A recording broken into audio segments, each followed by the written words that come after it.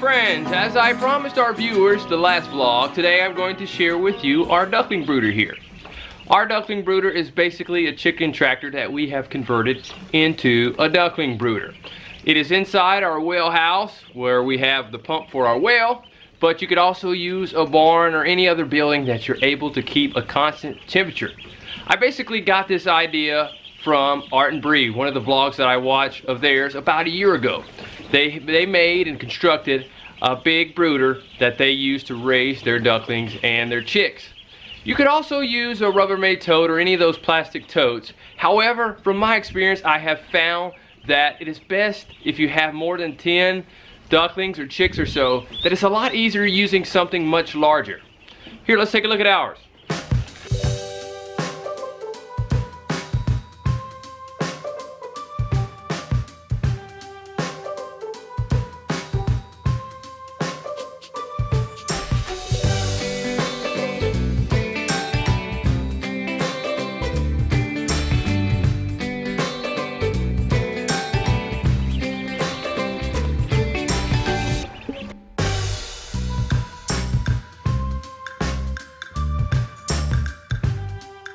I got the overall concept for this brooder conversion from Justin Rhodes' chicken tractor.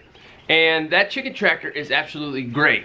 It works great as a chicken tractor and it works great as a brooder conversion here. The only difference is I got rid of the nesting boxes and the brooding bars that go across for chickens. But with the hinges the way they are designed, it is easy to open up the chicken tractor to get in and out of. And as a brooder, it works even better to be able to get in and out of, to be able to change the waters and the feeders on a regular basis. There are basically 3 types of systems that I have found to work really well for the waterers for the ducklings, and it could also be used for chicks as well.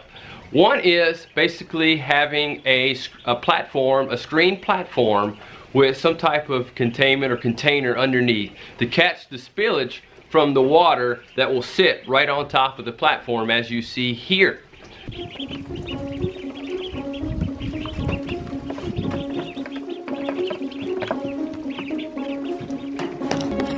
But having a system to catch the water from the spillage of the ducklings, because the ducklings do love to get in the water and they do love to splash, having this system prevents you from having to change out their pine shavings on a daily basis because of it being wet. This catch system basically keeps everything around the brooder dry because the water that they spill goes around on the screen platform and into the catchment container. The second water system that we use to catch the spillage is a system that I got from the YouTube channel Homesteaders. Yes, I watched one of his vlogs and he used this system. It basically takes a paint tray with a roller screen and putting a water on top of that screen, and the spillage from that water basically goes through the screen into the paint tray.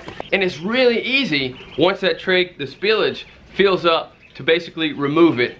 But that screen keeps everything clean around the area so the pine shavings aren't getting wet. And once again, it helps you to keep your brooder from getting messy, so no messy brooder. And the third watering system that I found to be very helpful is the water system that we got from Jack Spearcove. Yes, I watched his video where he took the chick feeder and basically used it as a water, and it works great because the ducklings can stick their head in to get the water that they need without splashing so much. But I have found that using this as a water works even great if you combine it with one of the 2 platforms, the screen platforms that I mentioned in the previous 2 points. Overall, I highly recommend using at least one of these systems for your watering systems in your brooder.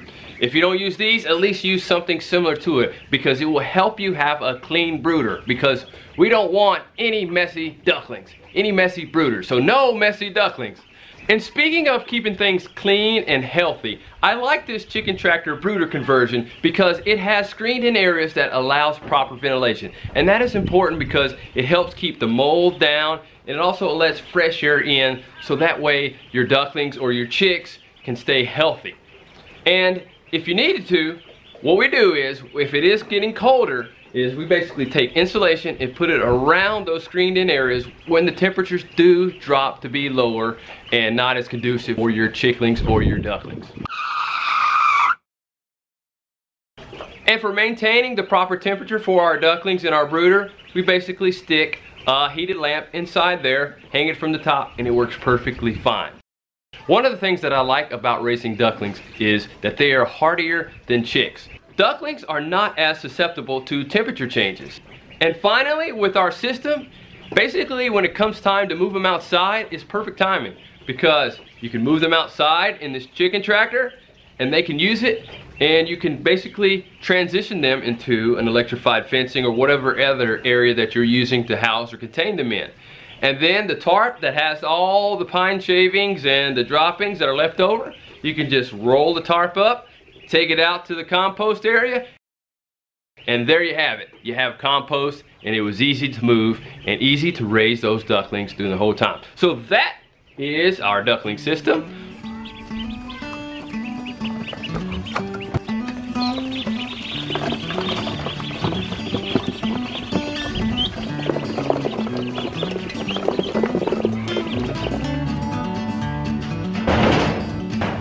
Well, that was the inside of our duckling brooder. Hope you enjoyed seeing how our ducklings live now in their new home. Basically, this was our version of duckling cribs or farm cribs.